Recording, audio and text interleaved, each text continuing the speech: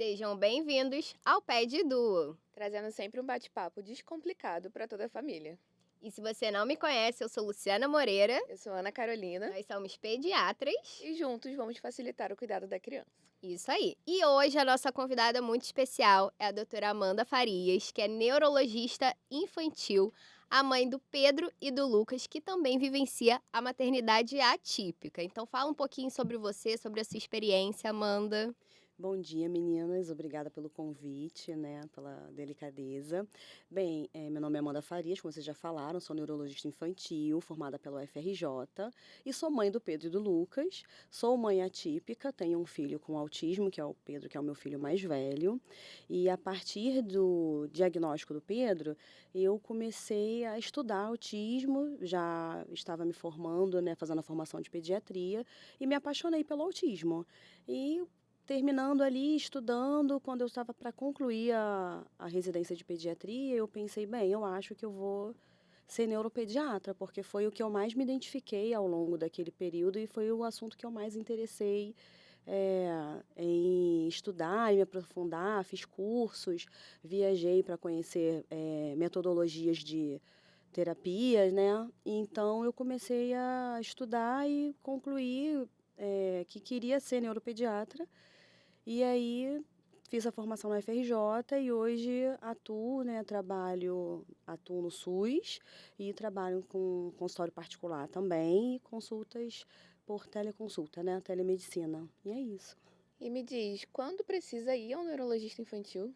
Bem, o neurologista infantil precisa ser visitado sempre que ou a mãe, ou a escola, ou o pediatra identificar algum atraso do desenvolvimento, qualquer atraso do desenvolvimento, tá? Percebeu que a criança está demorando para andar, ou ali mesmo no período de lactente, pequenininho, tem algum marco que está atrasado, demorou para sustentar o pescoço, não está rolando, a criança não está sorrindo. Às vezes são sinais até muito sutis que demoram um pouquinho para ser percebidos, né? Mas em qualquer percepção de atraso do desenvolvimento, dores de cabeça, doenças neurológicas, epilepsia, existem várias doenças, né, e causas que devem ser encaminhadas ao neurologista infantil. E quais são os atrasos de desenvolvimento que você mais recebe? A primeira queixa que você percebe da família é sempre, eu acho que mais de 90% dos casos, o atraso de fala. E se o bebê é muito molinho, não sustenta a cabeça, é alguma coisa que a gente precisa se preocupar um pouco a mais? Com certeza. Se o bebê está demorando para atingir os marcos motores, se com 3 meses, até 4 no máximo, o bebê não está sustentando o pescoço, você vê que é um bebê que você pega, é um bebê mais hipoativo, é um bebê que não tem aquela mobilização ativa das perninhas e dos bracinhos, ele tem que ser avaliado. Até porque é muito importante que seja avaliado precocemente, porque existem doenças tratáveis para a hipotonia, que é o que a gente chama, né, quando o bebê é mais molinho. E uma coisa importante da gente falar é que às vezes os pais ficam com medo, né, de colocar a criança no chão. Então a importância do tummy time, desse a gente estimular esse desenvolvimento da criança, né, para poder atingir esses marcos de desenvolvimento que são essenciais, né? E às vezes a criança fica ali desconfortável, chora e prefere nem colocar para ele não se irritar, né? E acaba Exato. tendo menos estímulo, né? Com certeza. E agora, uma outra dúvida que sempre trazem também é sobre o engatinhar. O engatinhar é um marco? Não é um marco? Tudo bem se a criança não engatinhar ou não? Com qual idade a gente espera que a criança engatinhe? O engatinhar, ele é um marco do desenvolvimento, porém é um marco não obrigatório. Muitas crianças passam direto do arrastar no chão para apoio, a ficar em pé com apoio e depois começam a deambular, né, a caminhar sem apoio. Isso pode acontecer. O atraso ou o não engatinhar necessariamente, isoladamente, não é motivo de preocupação. Muitas crianças não engatinham, né? E assim, mas para engatinhar, a gente espera por volta de 9 a 12 meses que a criança já esteja engatinhando. O andar é um marco de desenvolvimento, quando a gente precisa se preocupar se a criança não anda sem apoio, né, sozinha. a criança ela tem que estar andando sem apoio, ou seja, sem dar mãozinha, sem apoiar nos móveis, até 1 ano e 4 meses. Tá? Até que tem criança que anda com 9, tem criança que anda com 10, tem criança que anda com 1 ano e 3, mas até 1 ano e 4, todas as crianças devem estar andando. Se a criança não andou até 1 ano e 4 meses, tem que ser avaliada. E em relação à fala, quais são os marcos esperados? Em relação a balbucio, em relação à fala propriamente dita, até quando a gente pode esperar ou não? Bem, primeiro, o desenvolvimento da linguagem, ele começa também com outros sinais que a gente acaba não percebendo tanto quanto como fala, né? Por exemplo, os sons que a criança fica quando é bem pequenininha lá, bebezinho, 2, 3 meses, já começa aquele dá alguns gritinhos, a gente chama de sons guturais, né? Então, assim, depois a criança começa a vocalizar, ou seja, emitir vogais, pelo menos até os 6 meses a criança tem que estar emitindo essa vocalização, né? A criança fica bastante assim. A criança tem a intenção comunicativa, a gente acha até bonitinho. Olha, tá conversando, tá falando. A gente fica olhando para a criança olhando para a gente e querendo falar também, né? Dos 6 meses até 1 ano, antes de 12 meses, no caso, a criança tem já que estar balbuciando. Silabando, né? Que a gente fala que aí já é o encontro das vocais com as consoantes, né? Das vogais com as consoantes. A criança já tá ba, ma. Com 12 meses, geralmente a criança já tá fazendo isso. Ba, mamamá, papapá. Aí as mães ficam super magoadas porque a criança sempre fala papai primeiro. E aí eu arraso com os pais porque eu falo que o P é mais fácil. E até 1 ano e 6 meses, mais ou menos, a criança já tem que estar pronunciando pelo menos 3 a 6 palavrinhas. Passou disso, se a criança não tem nada disso, ou se a criança não está falando, é bom que essa criança seja avaliada. E todo atraso de fala precisa passar pela avaliação do neuro? É importante que passe pela avaliação do neuro. Percebeu que existe um atraso de fala, é bom avaliar, porque existem diversas causas que podem ser investigadas. A criança tem que ser avaliada e encaminhada para o serviço de fonoaudiologia, né, para o fonoaudiólogo. Com qual idade, mais ou menos, você acha que já dá pra gente fazer esse encaminhamento, se a gente identificar essas alterações? Tão logo seja percebido um atraso de linguagem, se a criança com 1 ano não emite nenhum som, não tem uma intenção comunicativa, não faz nenhum nenhum bababá, a gente já percebe que essa criança tem um atraso de linguagem, entendeu? O que acontece muito, a gente tem uma dificuldade em encontrar profissionais que atendam essas crianças, Essa faixa etária, né? né? É muito difícil. Isso, exatamente. Mas assim, a gente pode orientar as famílias. Às vezes é uma criança que tem excesso de tela, né, de exposição a mídias eletrônicas. Então, assim, corta a tela, já reduz, tenta interagir. Às vezes é uma criança que, assim, a mãe tem que trabalhar em casa ou tem outros filhos, a criança fica muito no chiqueirinho. Pode ser um pouquinho também de falta de estímulo, né? Acontece bastante. Eu tive atraso na fala e aí eu tinha uma babá. E aí quando minha mãe levou no médico, ele falou: tira a babá, porque eu não precisava pedir nada, eu já tinha tudo pronto, então eu não precisava falar, né? É uma A coisa que eu comunicação não falo era muito necessária. nas consultas, né? As crianças aprendem pela repetição. Então, assim, a gente precisa estar falando com a criança para ela também Isso. aprender a falar. Ela ouviu Então, o assim, som, se a né? criança aponta e você já dá o que ela quer, ela não vai ouvir o som da palavra. Então, você precisa ter esse estímulo também dentro Com de casa, certeza. né? Ou Pra até poder antecipação, né? A criança nem Conversar pediu muito. água, você já tá dando água, você já tá oferecer. Tem oferecendo famílias que, tudo, assim, né, a de criança... antemão. isso aí, a criança... ela deve estar com sede, aí já vai e oferece uma água também, né? E, assim, existem coisas que a gente pode fazer também para ajudar. Leitura, cantar musiquinhas infantis, né? Isso também ajuda bastante na aquisição da E linguagem. assim, a criança que ela não fala, ela não diz as palavras, mas tem uma comunicação muito efetiva. Às vezes até a gente que não convive com a criança ali no consultório, ela vai gesticulando e a gente consegue entender tudo que ela fala. É um sinal de alarme mesmo assim, ou um pouco menos? Também é um sinal de alarme, porque acaba sendo, a gente tem um atraso da linguagem verbal e tem um atraso da linguagem não verbal. Às vezes, por exemplo, nesse caso, é um atraso de linguagem verbal, dependendo da idade da criança, né? Mas também é um atraso. A gente fica mais preocupado quando é um atraso de linguagem verbal e não verbal. Tem criança que você chega no consultório e você percebe que a criança não tem nenhuma intenção comunicativa. A criança não te olha, a criança não pede nada, a criança não compartilha interesses, entendeu? Mas às vezes a gente vê que a criança criança, ela quer falar. E aí ela pode até ter uma apraxia da fala mesmo, entendeu? Algum transtorno de desenvolvimento específico da linguagem verbal, né? E aí, mas de qualquer forma também é um atraso, então tem que ser avaliado também. Falando sobre atraso de fala, a gente também acaba entrando nesse assunto do transtorno do espectro autista, né? Então, a partir de qual idade que a gente pode começar a pensar em transtorno do espectro autista, identificar esses sinais? Olha, os sinais do autismo, eles são muito precoces e eles estão presentes desde o nascimento, tá? Uma mãe que coloca o bebê para mamar no peito e o bebê não fixa o olhar. O bebê, eu vou dar o meu exemplo, o meu filho quando mamava, ele ficava olhando pro teto.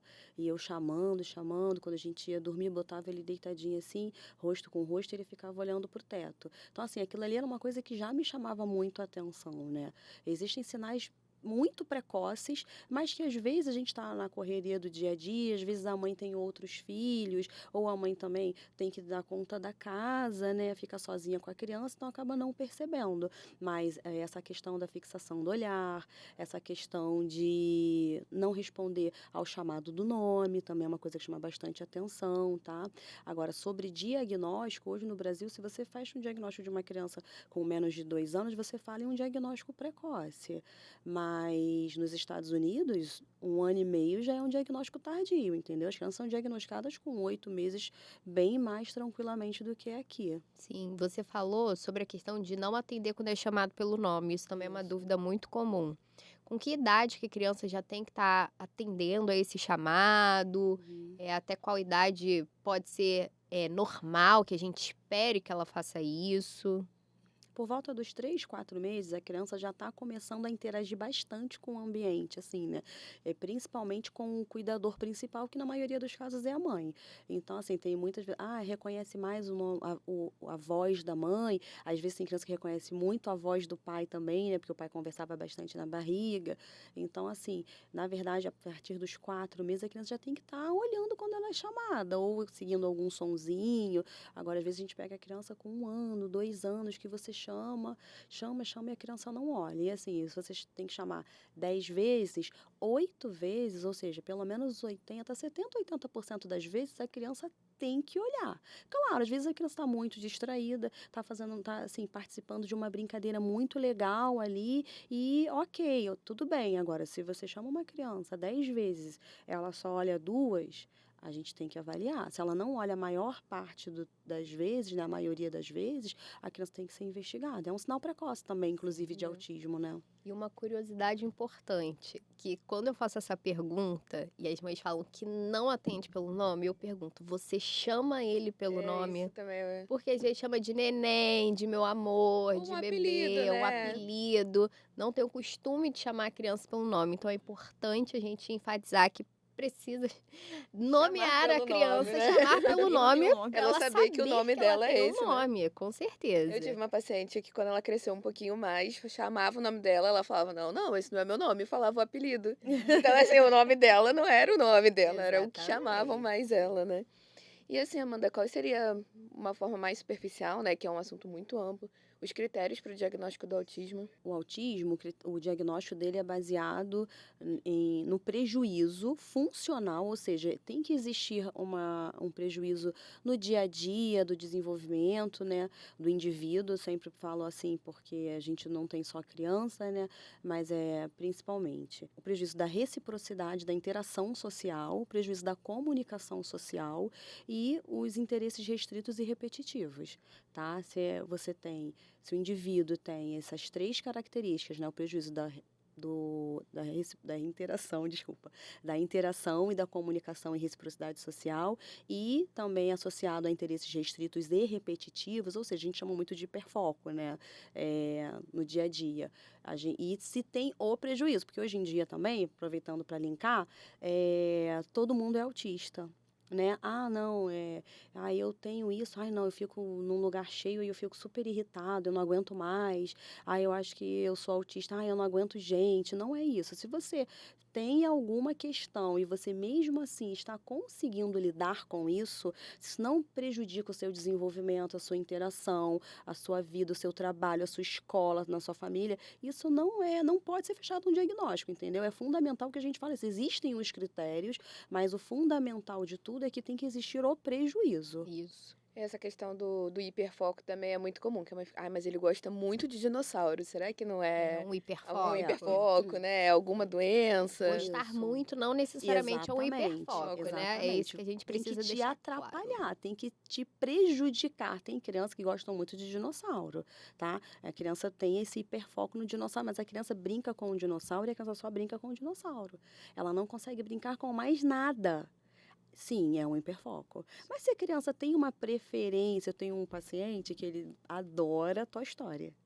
Ele tem todos os bonecos, ele guarda, ele brinca, depois ele guarda bonitinho. Mas ele brinca com todos os brinquedos e de forma funcional. Então, assim, ele tem um interesse no Toy Story, mas eu não posso classificar como um hiperfoco. Porque ele brinca com outros brinquedos também. Ele não tem o prejuízo do interesse em outros Não é porque ele assuntos, sabe tudo de entendeu? Toy Story que é um Exatamente. hiperfoco de Toy Story, né? E Exatamente. falando aí sobre o brincar funcional é uma coisa que a gente fala bastante, né? Sim. Que a criança tem que ter essa habilidade do brincar funcional.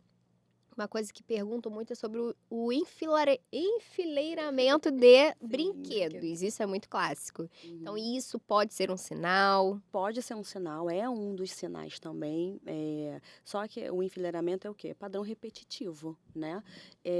Só que ele isoladamente, não. A criança pode ter em algum determinado ponto da vida ali, geralmente menorzinho, brincar de colocar um bonequinho do lado do outro, ok, entendeu?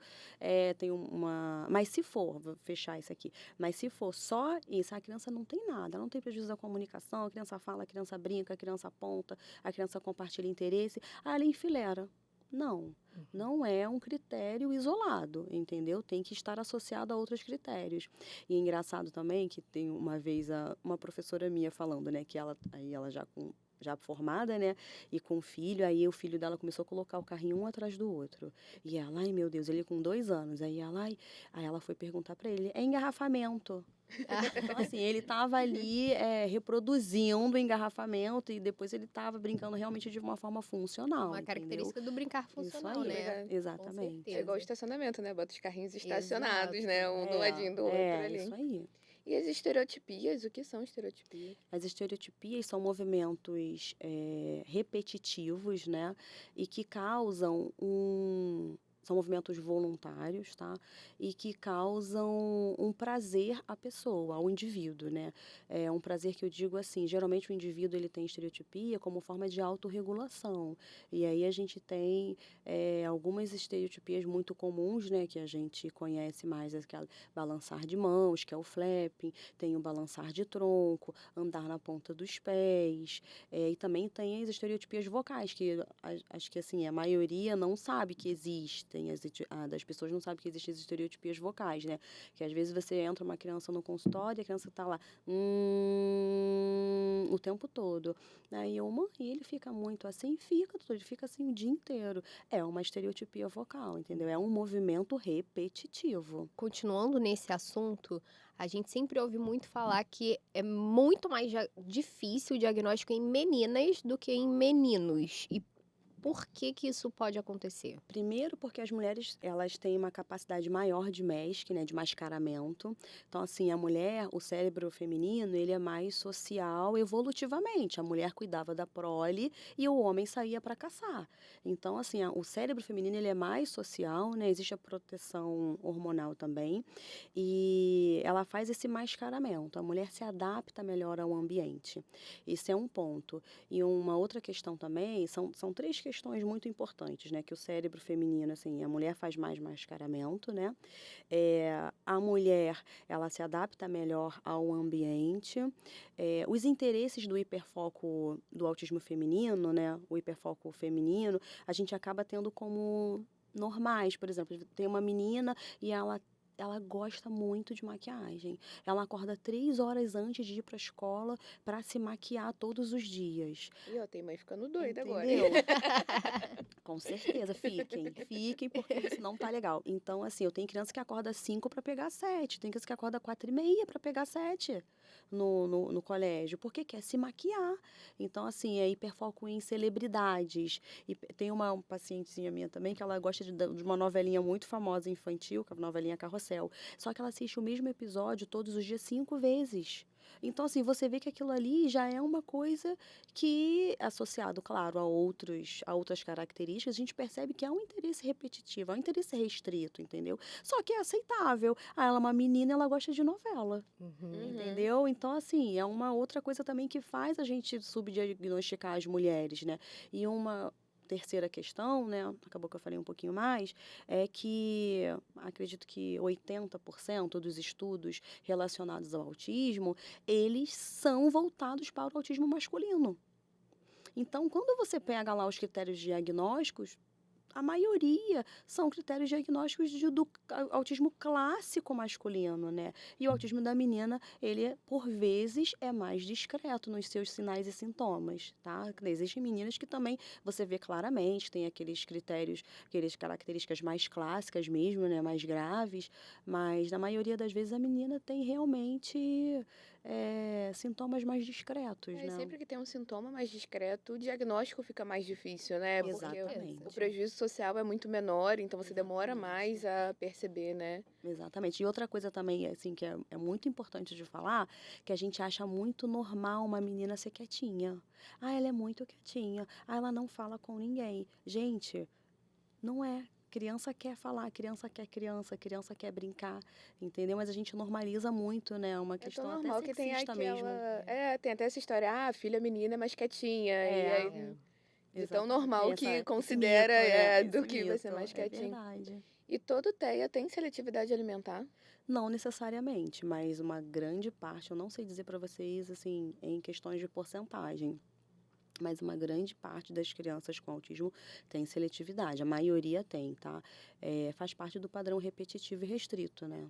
E também, desculpa, só para linkar, que também pode ser associado a transtorno do processamento sensorial, que é muito comum de vir acompanhando o TEA, né? Isso é verdade.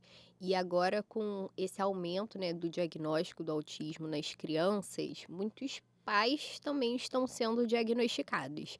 Então, quando uma criança é diagnosticada efetivamente com transtorno do espectro autista, os pais precisam investigar, como que é nesse caso? Não existe uma obrigação de que se você tem um filho com autismo, você tenha que investigar se você também tem autismo. O que tem acontecido é que muitos pais se identificam com os sintomas e características do filho autista. E então, a partir dali, é assim, nossa, ele tem isso, eu também tenho, ele tem aquilo, eu também tenho.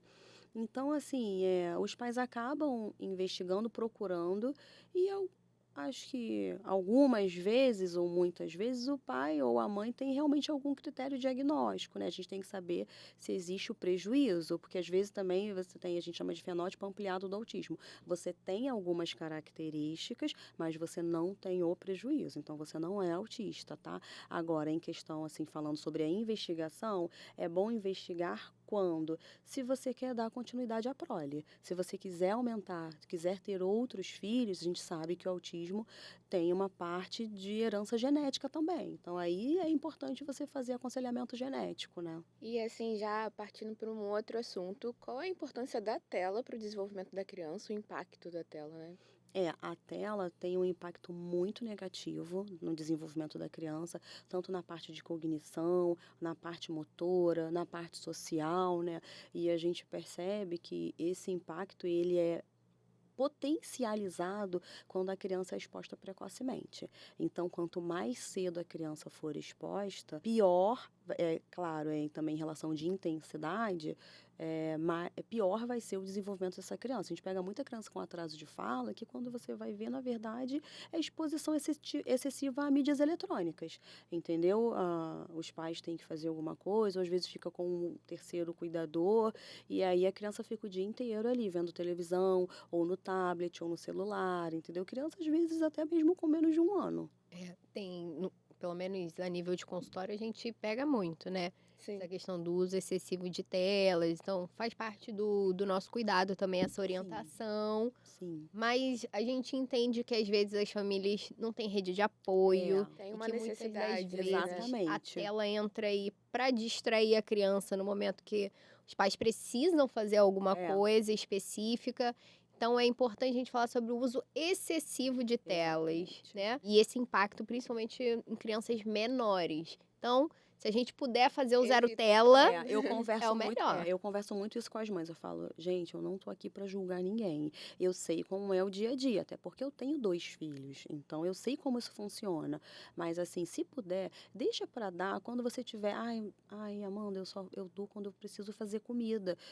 Gente, ok, não se culpem, porque a gente já tem aquela coisa da culpa materna, né? Então, assim, mas aí eu falo, olha, me desculpa, mas eu tô aqui para fazer a minha parte, não tô para julgar, Orientar é a mas eu nossa vou falar parte, mesmo né? assim, tá bom? Então eu converso muito isso com as famílias também, né? E às vezes as pessoas têm a falsa impressão que vai botar ali, que tá ensinando as cores, os É. números, e Uhum. que a criança vai aprender por estar. Fala E assim, que isso mas não ele é ruim, aprendeu né? a falar assistindo 3 palavrinhas, Uhum. entendeu? Não tem interação, né? Com certeza. E quando a gente pensa na criança agitada, que também é uma coisa que chega bastante pra Bastante. gente como queixa. Quando que a gente tem que se preocupar? Quando a gente tem que encaminhar? Quando que a família precisa se preocupar com isso? Às vezes, assim, a criança é agitada porque ela é uma criança mais ativa, tá? E aí eu vou voltar à questão do prejuízo. Se essa agitação está causando um prejuízo para a criança no seu desenvolvimento, na sua interação social, tem crianças que você chega, a criança em 5 minutos, a criança já subiu, já desceu, já abriu todas as portas de armário, já pegou todos os brinquedos, não brincou com nada, não tem tempo de concentração. Você percebe que a criança realmente está precisando de ajuda, entendeu? Então, assim, sempre que houver um prejuízo ou do aprendizado ou no meio social, às vezes até mesmo em casa, que às vezes a mãe fala, mãe, doutora, eu estou muito cansada, porque ele não para um minuto, entendeu? Então, aí sim, deve ser encaminhado. Sempre observar essa questão do prejuízo, né? E dificuldade na escola pode ser TDAH ou não? Pode ser TDAH. TDAH é uma das causas muito importantes de dificuldade na escola, né? Mas a gente tem sempre que pensar que pode ser TDAH, pode ser autismo, pode ser transtorno do desenvolvimento do aprendizado, né? Transtorno específico do desenvolvimento do aprendizado, que a gente chamava de dislexia, tem a descalculia, que é a dificuldade com matemática, né? Porque as nomenclaturas mudaram agora na última classificação. Mas pode sim ser TDAH, tem que ser investigado, né? Não é uma coisa só, né? Isso. Não vai Podem ser ser só várias dificuldade, É um né? causas. diagnóstico diferencial que a gente fala, né? Mas assim, o TDAH é uma das causas de prejuízo do aprendizado, com certeza. E com qual idade a gente já consegue fechar esse diagnóstico de TDAH para criança? O diagnóstico de TDAH a gente costuma fechar a partir de 6 anos, tá? A gente geralmente percebe características antes, tá? Mas a gente costuma fechar mesmo o diagnóstico, bater o martelo a partir de 6 anos de idade, que é quando a gente começa, inclusive, fazer tratamento com medicação quando necessário, né? E toda criança com TDAH precisa de medicação? Não necessariamente, tá? Depende muito da intensidade, né, da gravidade. Mas eu posso afirmar para vocês com certeza absoluta que o TDAH é dos transtornos do neurodesenvolvimento o que melhor responde à medicação. Então, assim, às vezes a família tem até um pouquinho de preconceito de medicalizar, sabe? E aí não quero, não aceito, acho isso um absurdo, não tenho necessidade, mas aí quando a gente consegue convencer e a criança começa, a mãe vem e fala assim, caramba, doutora, como que eu vivi sem isso antes? Entendeu? Porque a criança melhora bastante. E aí, de novo, a gente falando sobre o impacto disso na vida da criança. É muito mais sobre essa questão. Então, qual é o impacto que essas alterações estão tendo ali no dia a dia da criança para a gente poder pensar realmente nesses caminhos de tratamento e tudo mais, né? Exatamente. E a gente pensando sobre agora aquela desobediência, aquele terrible two que chega. Então, assim, quando que a gente começa a pensar que talvez essa desobediência esteja no nível não tão aceitável, que a gente comece a pensar num TOD? Primeiro, assim, que eu pego diagnósticos muito errados, que a criança vem para mim assim, ele tem um diagnóstico de TDAH e TOD, com 4 anos. Já você vai ver, é uma criança com autismo, que é agitada e que é rígida, tá? Assim, às vezes a criança, aí só um parênteses, né? Às vezes a criança, ela vem com 4, 3 anos de diagnóstico de TOD, mas o diagnóstico de TOD, ele é feito a partir de 8 anos de idade. É uma criança que ela tem dificuldade com figuras de autoridade, tá? É uma criança que é vingativa, é rancorosa, é uma criança que planeja vingança. Não é uma criança que às vezes tem um TDAH e a criança é muito impulsiva. Então a criança fica com raiva na hora, esbraveja, faz isso, bate e aí até num colega, e aí depois a criança chora, se arrepende, fica triste. A criança com TOD não, que é o transtorno positivo desafiador ou desafiante. É bem diferente. Agora, a criança pequenininha, às vezes é muito de rigidez. Também tem a questão ambiental. Você chega lá, aí vem a mãe com a criança, e a criança pede, aí a mãe faz. Aí a criança chora e a mãe faz. Existem os reforçadores de comportamento, né? Então, eu converso muito sobre isso. Olha, você está reforçando um comportamento que não é legal. Não tem por que você fazer. A criança está no colo da mãe, batendo na cara da mãe, e a mãe está segurando e brigando com a criança. Poxa, a criança está no seu colo, está batendo no seu rosto, você tira ela do seu colo. Uma criança, claro, não é uma criança de bebê, mas assim, entendeu? É uma criança de 3, 4 anos no colo. Se ela está te batendo, não tem motivo dela estar no seu colo, entendeu? Às vezes a família não sabe muito bem como lidar com isso e acaba sendo um reforçador mesmo. Então, às vezes é uma criança que, dependendo do ambiente, a criança poderia ter um desenvolvimento melhor, né? Um comportamento melhor, tá? E às vezes também vive um ambiente com muita discórdia dentro de Uhum. casa, acaba Sim. espelhando um pouco do que Sim, ela mas às vive ali, vezes, né? mas às vezes acontece muito assim, de passividade mesmo, sabe? Às vezes a Uhum. família não consegue dizer não para a criança tem tudo o que quer, aí é aquilo, a criança tem que ser frustrada. A gente, como pai e mãe, a gente tem que frustrar a criança, porque a vida vai frustrar, né? Hoje em dia a gente não sabe mais lidar nem com o tédio, nem com a frustração, É. né? É, A gente viajava, andava de carro 5, 6 horas, não tinha nada pra fazer, é. nada. E hoje em dia a criança não Aham, consegue ficar 5, é. 6 horas, Tem, 30 minutos dentro do carro, ela já tá entediada. aconteceu uma situação muito engraçada, porque uma consulta que estava a avó e a mãe. E aí a avó cuidava da criança. E aí a gente entrou no assunto de telas, eu comecei a explicar, e a avó virou para mim e falou assim: "Mas como que eu vou fazer, doutora? Ela não tem nada para fazer, como que ela vai ficar sem celular?" Aí eu falei assim: "Vó, ela tinha celular quando era criança?" Apontei para a mãe, porque falei: "A senhora que criou ela." Ela tinha celular? Não tinha, porque ela é da minha idade, mais ou menos, a gente não tinha Não tinha celular quando a celular o gente era tempo todo, né? criança, entendeu? Então, deixa a criança ter o ócio. Às vezes a gente também, né, a criança também já está acostumada e a gente também não deixa a criança ter o ócio criativo, né? Vai brincar, vai pintar, vai ler, vai fazer bagunça, vai quebrar alguma coisa, entendeu? Assim, vai Deixar a explorar, né? imaginação. Exatamente. E é engraçado que uma coisa também interessante de se falar, que eu percebo muito das famílias que conseguem fazer, ele estava impossível, e a gente conseguiu combinar de zerar a tela praticamente, assim, caramba, Amanda, ele lembrou que tinha brinquedo, Isso é ele muito lembrou comum. de brincar, entendeu? Então, assim, isso é muito, nossa, ele voltou a desenhar, coisas que as crianças vão deixando de fazer, porque elas ficam ali com um tempo excessivo, né? E toda alteração do comportamento precisa passar com o neurologista. Com o neurologista, com o psiquiatra infantil também, tá? Mas eu acho que, assim, a alteração do comportamento, a gente tem que ver muito o que está acontecendo. Às vezes a criança está com um comportamento estranho na escola, a criança estava bem e, de repente, a criança mudou, a criança começou a ter um comportamento mais agressivo ou mais arredio, entendeu? A criança pode passar no psicólogo, entendeu? Só que, assim, o importante é que a família, a escola e o pediatra também, né? Que às vezes, nem sempre também as famílias têm um acompanhamento tão regular com o pediatra, né? Não dá pra gente colocar tanto na conta de Do vocês. pediatra. Mas assim, a criança pode começar sendo atendida por um psicólogo, entendeu? Às vezes é uma questão ambiental e ok, mas dependendo da alteração do comportamento. É uma criança que mata gatinhos, entendeu? Aí, assim, realmente essa criança tem que ser avaliada. Tem um caso desse. Então, assim, é uma criança que não dá para né? Depende muito ali, né, da Do que intensidade, da seria essa alteração. gravidade.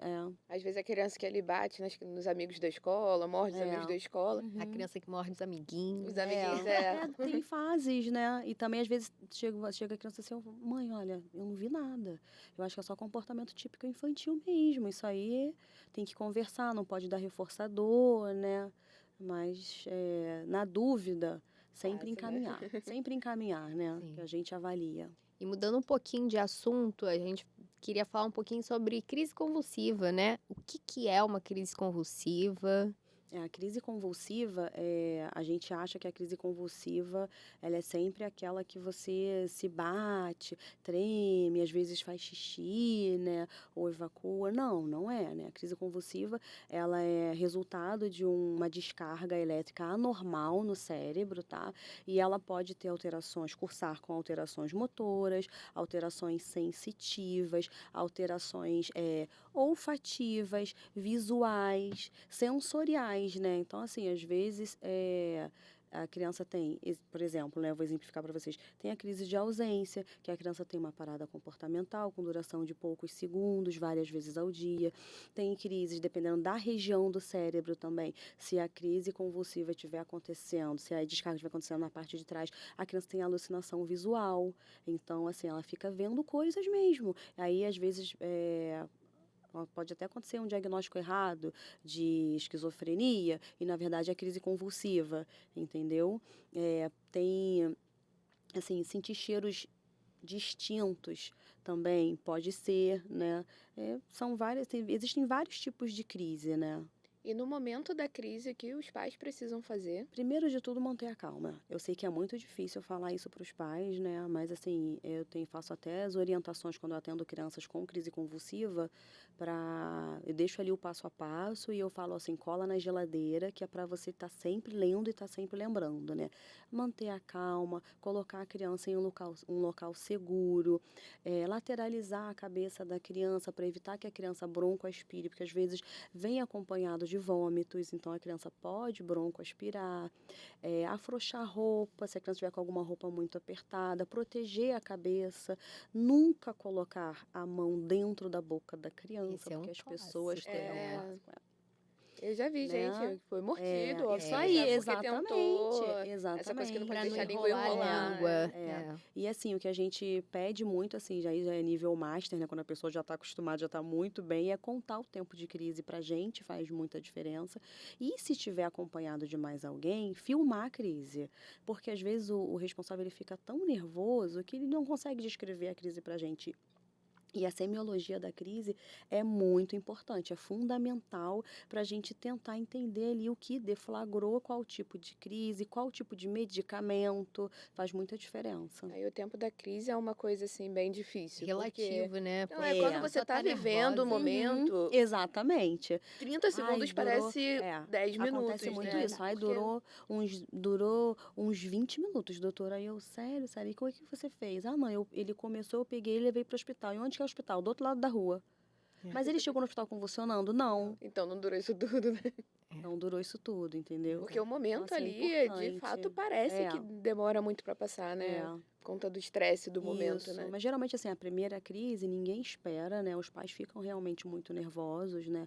Os cuidadores, mas assim, essas orientações para a família que já tem uma criança com epilepsia, elas fazem muito, elas ajudam muito a gente no tratamento, né? E a crise convulsiva febril, que também é uma coisa que a gente pega bastante a nível de emergência, né? Uhum. A crise convulsiva febril é a crise convulsiva que acontece em vigência de febre, tá? Ela é diferente do paciente que tem epilepsia e com febre baixa o limiar e tem crise também, tá? A crise febril é uma entidade benigna, na maioria das vezes, né? E existem alguns critérios para a gente considerar a crise febril realmente benigna e que não precisa, inclusive, de acompanhamento. Então, assim, a crise febril, ela dura até 15 minutos, ela é sempre tônico-clônica bilateral, ou seja, aquela que a gente chamava antigamente de generalizada, tá? E ela não acontece em mais de uma vez em 24 horas, tá? Não tem reentrância que a gente fala. E tem temperatura para essa crise acontecer? É só lá 40 graus que vai ter convulsão? Não, às vezes a criança com 37,5 já está fazendo crise, entendeu? Depende muito do limiar da criança, da maturidade do eixo no cérebro que faz a regulação, né, da temperatura. E é uma coisa importante também que quando a criança tem uma história familiar, aí a criança geralmente tem crises com febre mais baixa, tá? Mas pode acontecer tanto com febre baixa, quanto com febre alta, quanto na elevação Brusca. brusca da temperatura. Essa questão da temperatura também é uma coisa que é sempre uma dúvida, né? Ai, tá 40 graus de febre. Vai convulsionar porque tá com 40 40 graus de graus. febre? E aí eu sempre brinco que convulsiona, não é quem quer convulsionar, é quem vai estar quem escrito pode. ali Quem no. pode. Pra quem pode, né? Pra quem quer. Exatamente. Então não é chegou no 40, 41 que a Que vai criança vai convulsionar. necessariamente convulsionar, Exatamente. E né? tem criança que nunca vai ter convulsão por Sim, febre, né? isso. E agora que você falou sobre a questão da epilepsia, como que a gente começa a diferenciar uma crise convulsiva febril ou de uma criança que realmente está abrindo um quadro de epilepsia, que aí talvez precise de medicação, né, investigação maior? Então, se a criança tem a crise convulsiva febril, que é simples, que é essa que eu já falei anteriormente, se ela está na idade correta, né, que é entre 6 meses e 5 anos de idade, ok, é uma crise febril, principalmente assim, às vezes o pai teve, a mãe teve, tá? Então a criança pode ter também, tem um histórico familiar. Se for crise febril simples e estiver dentro da idade, não tem problema nenhum, tá? A criança vai ter ali, e a gente espera que por volta dos 5 anos a criança pare de ter crises, tá? Agora, se a criança tem uma crise em vigência de febre, né? Uma crise febril focal, ou seja, não é aquela que a gente chamava de generalizada, né? Se a criança tem a febre, aí só estica um braço, fica só um braço parado, então só faz um desvio do lábio, né? Da comissura labial. E aí ou se é uma crise que é tônico-clônica bilateral, mas é uma crise de 30 minutos, 20 minutos, uma crise prolongada, né? Ou uma crise que acontece, que faz mais de uma em 24 horas. Ou se a criança tem um atraso do desenvolvimento, fala a favor de epilepsia. E aí essa criança já tem que ser investigada, fazer a avaliação, né? O exame físico, fazer exames complementares, né? Realizar o eletroencefalograma. É uma coisa importante também é a gente ressaltar isso, né? Que a crise febril, ela não vai acontecer a vida toda, né? Ela tem Isso. uma idade Isso. para crise convulsiva febril ali até os 5 anos, mais ou menos, que é muito comum também, às vezes criança 10, 12 anos, chega aos 40 de febre, a mãe bate, né? Tava com muito medo de convulsionar. E É. aí esse paciente não seria uma convulsão Se febril, convulsionar tem né? Não é alguma uma coisa de convulsão errado, Exatamente, a febril. gente tem né? que investigar, a gente tem Exato. que investigar. E quem tem epilepsia pode ter uma vida normal? Pode ter uma vida normal se tiver uma epilepsia bem controlada, com uso regular de medicamentos, tá? E dependendo assim de quanto tempo a criança, o indivíduo está sem crise, né? Pra gente, né, como eu trabalho com a infância, a nossa preocupação é o quê? Piscina, esportes, andar de bicicleta, sair na rua sozinho já para os adolescentes, né? Então, assim, se a criança está bem controlada, está bastante tempo sem ter crise, não tem problema. Mas uma coisa que eu sempre falo, tá chegando o verão, se o seu filho tem epilepsia, você não deixa ele sozinho na piscina nem na praia. Entendeu? Dentro da água não dá para deixar, uma coisa que eu sempre fico um pouquinho preocupada. Tem que ficar sob supervisão, não tem Exatamente, jeito, né? Sempre sob supervisão. Porque, de repente a criança tem uma crise, ela pode se afogar. Exato. Então pode gerar uma coisa muito pior, né? E aí falando sobre dor de cabeça.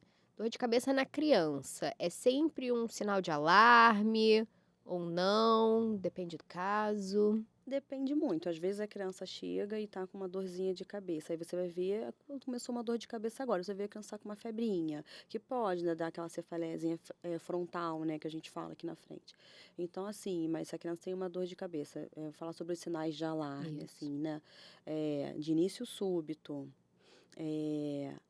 com uma intensidade muito forte.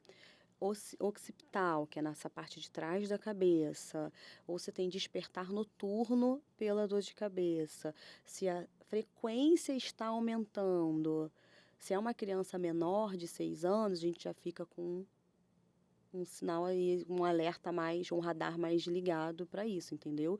Mas assim, se tiver esses sinais, a gente tem que investigar, tem que fazer imagem, né? Quando atrapalha também, né, a vida da criança. Sim, às vezes a criança começou com uma dor de cabeça 2 meses atrás, leve. Aí tá piorando a intensidade. Aí a criança já não consegue ir para a escola porque tá com dor de cabeça. Acorda no meio da noite com dor de cabeça. Tem que ser investigado. E quando essa dor de cabeça precisa ir ao neurologista ou seria um momento de emergência? No início, abrupto, né? Às vezes a criança começa com uma dor de cabeça aguda, incapacitante, 10 de 10 na escala da dor, não tem jeito. Tem que ir para emergência, Emergência. tá? Mas se é uma coisa que começou ali mais gradativa e a mãe começou a perceber, sempre tem que ir ao neurologista. Criança pode ter enxaqueca? Pode ter enxaqueca, principalmente se tiver uma história familiar de enxaqueca, tem tratamento para enxaqueca. E existe também uma coisa também que é importante de falar, porque quase ninguém sabe que existe a enxaqueca abdominal. E acontece em crianças, né? Não é uma frequência tão grande quanto a enxaqueca normal, né? Que a gente conhece, que é a dor na cabeça mesmo, mas existe a enxaqueca abdominal também. Às vezes tem aquela criança que está sempre com uma dorzinha na barriga, já investigou, já fez uma ultrassonografia, já foi no gastro e a criança não tem nada, já tomou remedinho, achou que era alguma intolerância e não era, e aí no final das contas você vai ver uma enxaqueca abdominal, pode estar associada à enxaqueca comum também. No tratamento da enxaqueca, a gente tem uma idade mínima para a gente pensar em tratamento? A partir de 6 anos, geralmente. Tá? A partir de 6 anos. Abaixo disso, a gente não tem estudos que comprovem eficácia, tá? Mas a partir de 6 anos a gente tem tratamento, sim. E a gente falando um pouquinho de sono, a alteração do sono pode estar relacionado com alguma causa neurológica? Sim, pode ser. A gente depende muito, né? Claro. Se é para iniciar o sono, se é na duração do sono, se é por despertares noturnos, pode ser parassonia, né? Que é aquele sonambulismo, pesadelos, né? Tem uma idade ali, mais ou menos, que a gente conhece, que é bem falado, que é o terror noturno, que pode acontecer também, tá? Mas nos transtornos do neurodesenvolvimento, a criança pode cursar com alterações do sono também, né? O terror noturno também é uma coisa que acontece bastante. Bastante, é. E que a gente pega várias crianças com essas queixas. Para a gente pensar nesses transtornos, nessas parassonias, né, como você falou. Normalmente tem alguma idade específica que as crianças começam a abrir esse quadro de parassonia, ou não, pode acontecer em qualquer idade.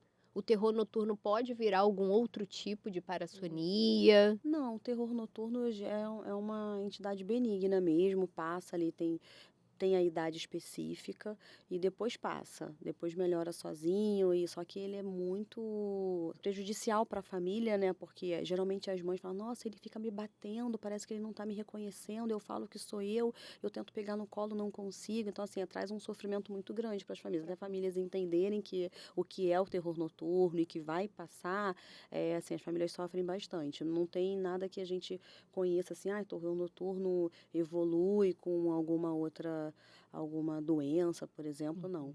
Mas, assim, por exemplo, autismo, geralmente a criança tem uma alteração do sono, né? Não todos, mas, assim, algumas crianças têm, né, essa questão do sono mais difícil, algumas crianças não dormem, algumas crianças passam, se deixar 24 horas acordadas, né? O TDAH também pode cursar com essa alteração do sono. Existe a insônia também da criança, tá? A criança tem insônia. É estranho Não é coisa falar de isso. adulto, né? Exatamente. Então, assim, a criança tem insônia também, tem alguns tipos de insônia, inclusive, né?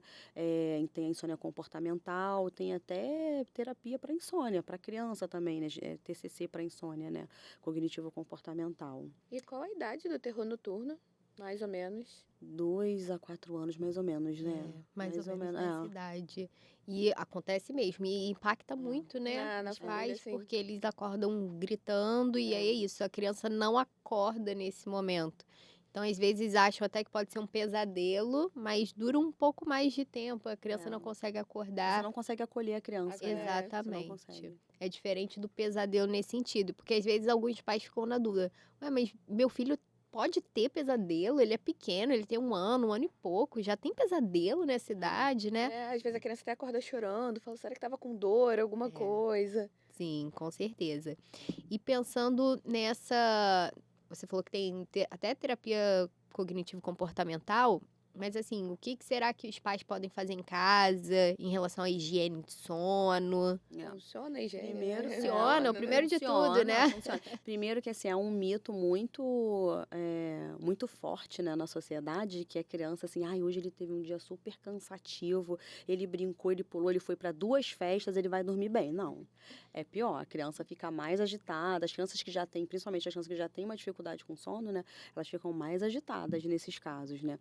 Mas assim, falando em higiene do sono, existem algumas medidas que a gente pode fazer, né, que eu falo que assim, ó, vamos criar o clima do soninho, né?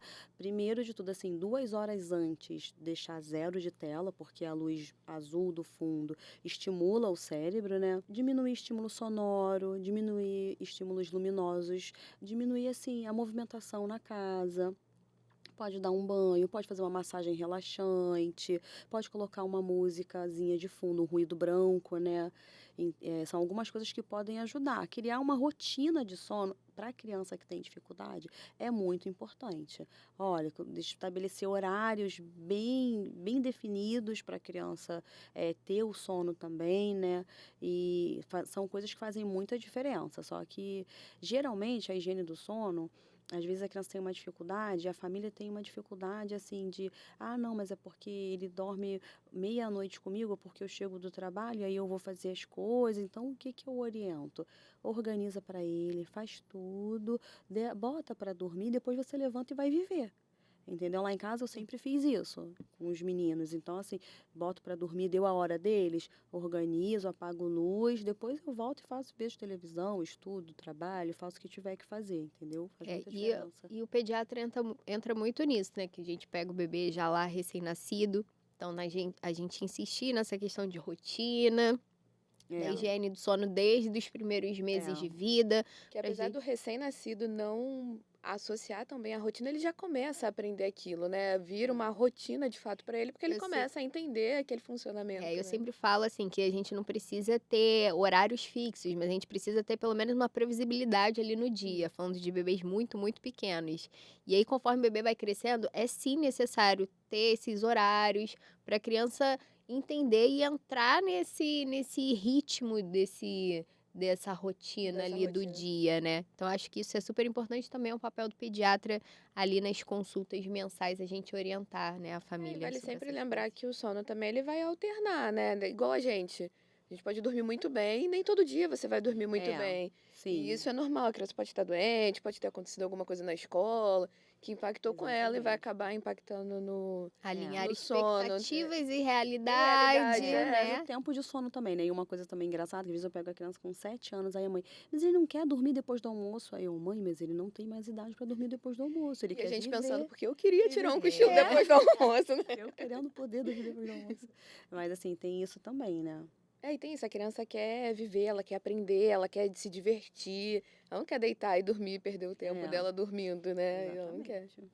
E assim, o que que você gostaria que o pediatra soubesse antes de encaminhar para o neurologista? Assim, primeiro é que eu gosto muito de, que eu sempre que eu posso, que eu tenho oportunidade, eu falo, é que não espere, não pense que aquela frase, cada criança tem seu tempo, que isso é muito ruim para a criança, né? Na dúvida, encaminhe.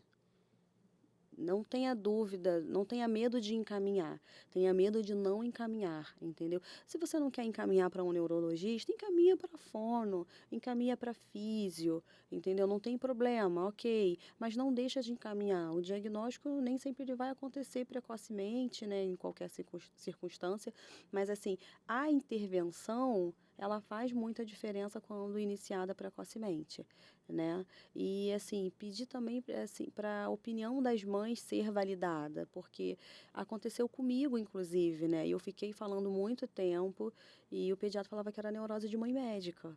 Entendeu? E eu sendo médica, e eu tive a minha opinião invalidada, né? Mas, então, assim, eu aprendi muito a ouvir o que as mães estão falando. Às vezes eu não estou vendo nada daquilo.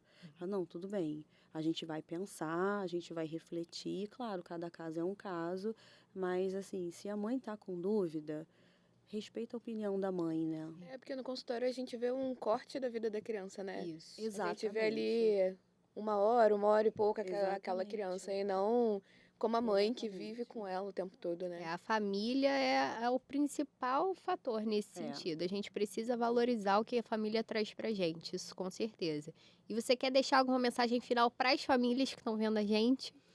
Sim, deixar a mensagem de que vocês devem acreditar no que vocês estão vendo. Se você está percebendo alguma alteração no seu filho, algum atraso, se teu filho não está brincando, acontece muito, você vai na escola e aí você vê que o seu filho é diferente, o desenvolvimento das outras crianças está fluindo e o seu filho está diferente. E a escola, às vezes, também vem assim aquele relatório muito bonito de se ler, né?